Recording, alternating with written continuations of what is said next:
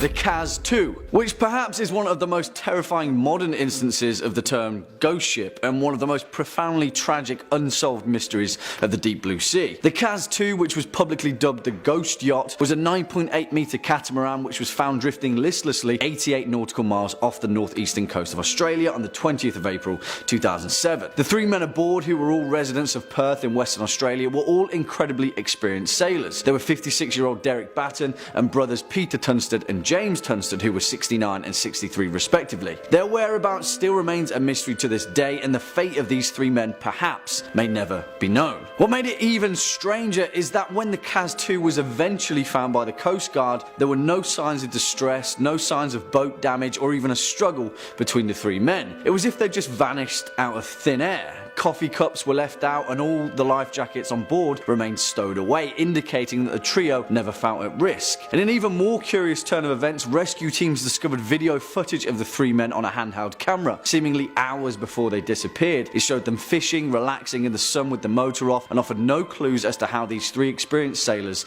disappeared at sea. The Lady Loverbond. Of course, no list would be complete without a good old sea shanty of jilted lovers and ghostly revenge. As the legend goes, the Lady Loverbond was a schooner that is alleged to have been wrecked on the Goodwin Sands just off the southern coast of Kent on the 13th of February 1749. But if you ask any old sailor worth their salt, they'll tell you that it just so happens to have a habit of reappearing every 50 or so years as a ghost ship. As the story goes, the captain of the ship, a man named Simon Reed, had just been married to his bride Annetta and was celebrating the joyous occasion with a cruise bound for Oporto in Portugal. Now, it is high time to mention that a long-standing sailor's superstition was that back in the day it was grave bad luck to bring a woman on board, and in many ways the legend of the Lady Loverbond is a cautionary tale that exemplifies that fact. According to the tale, the ship's first mate, a man named John Rivers, was a rival for the hand of the captain's young wife, and in a jealous fit of rage he killed the crewman manning the ship's wheel and steered the vessel into the treacherous Goodwin Sands, killing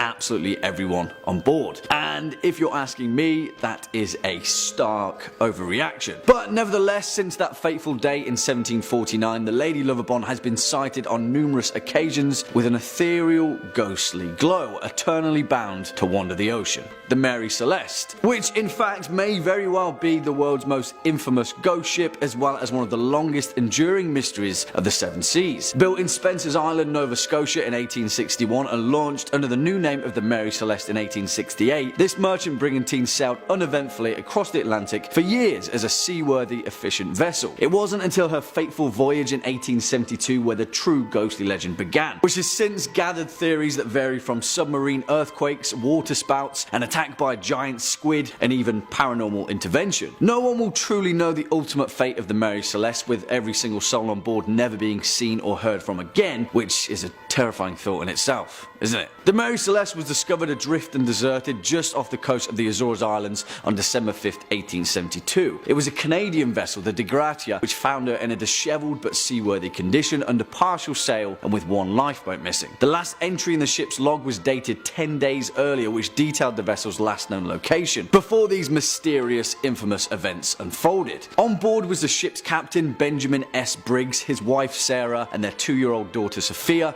and 8 seasoned crew members, all veterans of the sea. It poses the question, what dire threat did the Mary Celeste face that caused a highly experienced captain to abandon his ship? Nothing was stolen, all of the crew's possessions and cargo were exactly as they'd left them, but in all likelihood, we may never know. The Flying Dutchman. Of course, this legendary vessel couldn't not make this list. The ghost ship that can tragically never make port, doomed to navigate the perilous ocean for eternity. In actual fact though, the Flying Dutchman has had such an impact on nautical culture that it's easy to overlook the treacherous tale of its origin. It is thought that the legend of the Flying Dutchman first originated from the 17th century golden age of the Dutch East India Trade Company, a mega corporation that had a stranglehold monopoly on the Dutch spice trade that ran throughout the 16th and 1700s, where tale was told of a Dutch man of war that was lost just off the Cape of Good Hope. Purportedly, every soul on board perished after being ravaged by a violent tempest. The following few days, numerous other trading ships reported seeing a ghostly, ethereal vessel out in the foggy mist of the ocean, flying the exact same colours as the Dutch vessel. Since then, the Flying Dutchman has gathered notoriety as the worst omen you could ever hope for of a phantom ship that heralds the demise of an entire crew, with sightings sightings continuing all the way into the 19th and 20th centuries. In fact, perhaps the most recognised sighting was by King George V himself during a 3-year voyage in 1881 just off the coast of Australia. He noted in his personal log that 13 people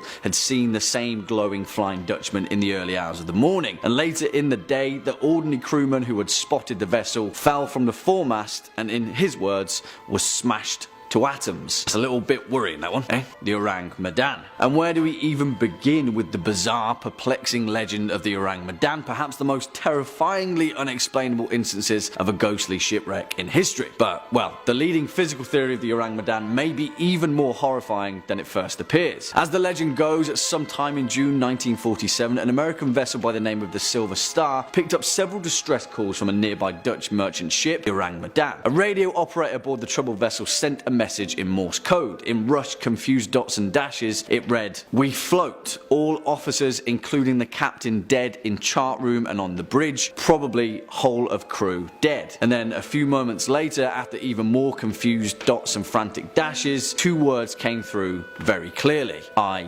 die." Then silence. Nothing more was heard of them. But, well, when the Silver Star eventually located and boarded the apparently undamaged and otherwise seaworthy Orang Medan, what they found absolutely horrified them. Every single person aboard was found dead, sprawled on their backs, frozen in fear, with their mouths gaping open and their eyes staring straight ahead. There were no survivors, but even more terrifying, apparently no signs of injury or foul play. Just as the Silver Star crew was preparing to tow the ship to a nearby port, a fire broke out in the Orang Medan, which shortly exploded before finally sinking into the depths.